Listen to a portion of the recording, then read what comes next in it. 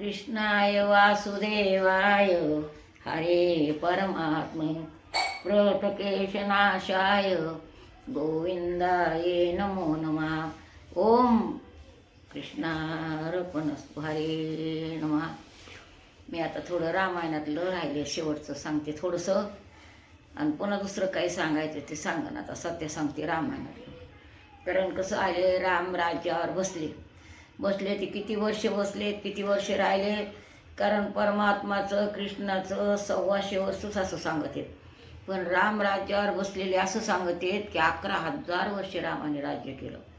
वनवासाहून आल्या लवकुश झाल्यावर राज्य केलेलं 11,000 वर्ष असंच करायचं। कारण म्हातारं होत नव्हतं, जरा नव्हती, मरण नव्हतं, माणसाला कुठली गोष्ट कमी नव्हती।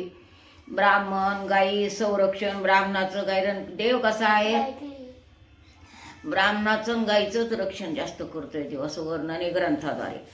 कारण ते सांगितलं मग आता ते ब्राह्मणाचं रक्षण करायचं, पण एके दिवशी काय झाले, एक ब्राह्मण आला, तो मथुरेचा होता काय की, ते ब्राह्मण ते आला, भगवंताने प्रभू रामचंद्राने डोळ्याच्या खुणाने विचारलं कुणीकडे आलेत। मग नारद बसलेले होते जवळ, नारद होते, अशी सभा भरलेली होती थोडी।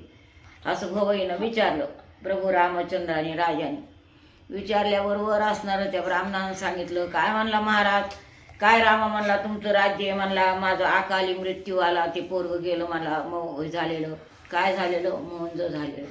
कारण अकाली मृत्यू रामराज्यात नव्हता, म्हातारपण नव्हतं, जगा नव्हती, कमी पडत नव्हतं। आताही रामराज्य आहे, पण नुसतं हुरसुळे बाय त्या रामराज्याचं आहे। रामराज्य तसं काही नाही, परमेश्वरानं सगळ्या गोष्टी चांगल्या केल्या, पण नुसतं हुरसुळा, काही कळायला मार्ग नाही, काही त्याच्यात समजायला मार्ग नाही। कारण तुम्ही करण्यामध्ये अर्थ नसतो। कारण आपण पाहिलेत मागले दिवस थोडे थोडे, जुन्या माणसाने, नव्या माणसाने नाही पाहिले, पण किती आपल्याला त्रास झालेला आहे। सांगतेत कीर्तनाद्वारे, आपल्याला भाजी मिळाली नसते म्हणतात कीर्तनकार, काय काय एवढा त्रास झालेला असताना मग आता थोडी शांतता धरून व्यवस्थित करायचं। प्रभू रामचंद्राने राज्य व्यवस्थित केलं, कुठली गोष्ट कमी नव्हती, जरा मरण कमी जास्ती कुठल्या गोष्टी कमी नव्हत्या असं असणार। पण ते पोरगं गेलं काही कारणानिमित्त, ते आला ब्राह्मण म्हणू लागला, महाराज तुमचं रामा पाप आहे म्हणला। कारण राजानं नीट वागलं तर सोयीचं असतं, कारण पुण्य केलं तरी 6वा भाग राजाला असं वर्णन आहे, आणि पाप केलं तर जनतेला येत असतं त्याचं पाप। कारण राजानं पाप करूच नाही, होतं ते सोडून द्या, आजच्या काळात तर म्हणायचं कामच नाही। परंतु असा असणारा राजाचं पाप म्हणला, तुमचं पाप आहे, तुम्ही अकाली मृत्यू आला मुलाला, तुम्ही माझ्या पोराचं पाहा असं म्हणल्यावर भगवान थोडे चकित झाले। प्रभू रामचंद्र नारदाला विचारलं, म्हणलं काय काय चाललं म्हणले, हे विचारलं तर त्या असणारा गयासूर, त्या गयासूर काय ते असणारा ते मथुरेला एक असणारा ते मारलेला होता, त्याला मारायचं होतं। कारण ते कसे होते ऋषीमुनी, त्या राक्षसांनी तपश्चर्या करायच्या, मला यानं मरण नको, रात्री नको, दिवसा नको, घरात नको, दारात नको, कशाने शस्त्रात नको, असेच मागणी होते। एका दैत्यानं असं मरण मागितलंय की मला कशानंच मरण नको, आपल्या ऐकण्यात असं नसन। कारण आता आहे बघा मंजरचं गाव, तिथे एक असणारा 2 नदीचा पूर होतो, तिथे एक राक्षस मारलेला आहे। कारण त्याला कशानं मरण नव्हतं, ते कशानं होतं, फेसानं, ते 2 नद्याचा फेस झाला आणि त्या फेसानं असं मरत होता। म्हणजे त्यांची अवघड तपश्चर्या होती। कोणाची तपश्चर्या करतं ते महादेवाची, कारण महादेव भोळे म्हणायत का कसं की काय कळतच नाही की तपश्चर्या की द्यायचं। कारण बायको दिली हो स्वतःची, जितकी असली महादेव असेल, कारण असं महादेवाचं वरदान आहे। कोणाला याला देऊ लागले रावणाला, पण रावणाला द्यायला लागली, पण पार्वती गेली शंकराकडे, महादेव विष्णूकडे, म्हणली पाहणं मला चालविलंय म्हणली होती। मग आली ते त्यांना म्हणली, हे ती काळी कुरूप झाली म्हणले, देऊन टाका त्याची, त्याला चांगली देतो म्हणली। आणि मळीमध्ये हात घातला महादेवाने, आणि ती असणारी त्यांना बायको दिली काढून। असे महादेव आहेत, महादेव महाच आहेत ते। आत्ताच सांगितलं ज्योत आहे, ज्योतिर्लिंग म्हणजे ज्योत आहे ती, असे असणारे महादेव। आपल्याला पुष्कळ इतिहास काही काही थोडे माहीत असतात, सगळे कुठले माहीत असायला, ग्रंथाद्वारे वाचलेले, ग्रंथाद्वारे ऐकलेले। ते पोरगं गेलं, मग आता काय करायचं, त्या राक्षसाला मारायचं, कसं मारायचं, काय मारायचं, तितक्यामध्ये छत्रगुण तिथं समोर होते। ते म्हणले चला म्हणले युद्धाला जावं त्याला मारण्याकरता। तर त्याच्या हातानं ते मरत होता।